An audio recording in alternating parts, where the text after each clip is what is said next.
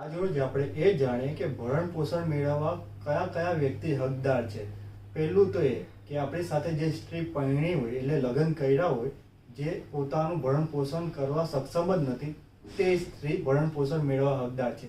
તેનું બાળક, જો છોકરો છોકરી હોય, જે સગીર હોય, એ ભરણ પોષણ મેળવવા હકદાર છે. જે અપરિણિત છે, અપરિણિત છે, એનું અનોરસ બાળક કે ઓરસ બાળક જે સગીર છે એ ભરણ પોષણ મેળવવા હકદાર છે. અને જે ખોડખાપણ પામેલ વ્યક્તિ છે, જેવી રીતે કે શારીરિક કે માનસિક રીતે ખોડખાપણ પામેલી જે વ્યક્તિ છે, એ પુખ્ત વયની વ્યક્તિ છે. જે ઓરસ ને અનોરસ જે સંતાનો છે તે પુખ્ત વયનો છે, તે બી ભરણ પોષણ મેળવવા હકદાર છે.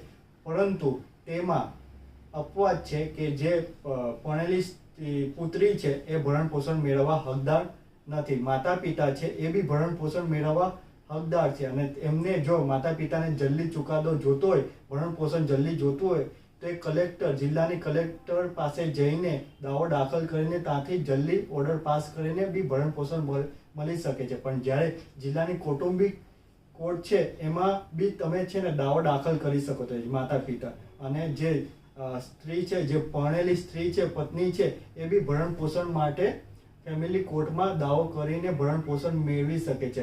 પહેલા CRPC ની કલમ 125 પ્રમાણે ભરણ પોષણનો દાવો થતો હતો. હવે BNS ની કલમ 144 પ્રમાણે દાવો દાખલ કરીને બી આપણે કેસ ચલાવી શકીએ છીએ. તેનો નંબર ક્રિમિનલ પડે, CRMA જે સમથિંગ પડે એનો નંબર, અને એ પ્રમાણે આપણે કોર્ટમાં જઈને બી ભરણ પોષણ મેળવી શકીએ છીએ. અને કલેક્ટરમાં માતા પિતાને જે વયવૃદ્ધ છે એમને જલ્દી ભરણ પોષણ મળી શકે એ માટે તે કલેક્ટરની જિલ્લાને કલેક્ટર પાસે જઈને બી દાવો દાખલ કરીને બી જલ્દી ઓર્ડર પાસ કરીને ભરણ પોષણ મેળવી શકે છે.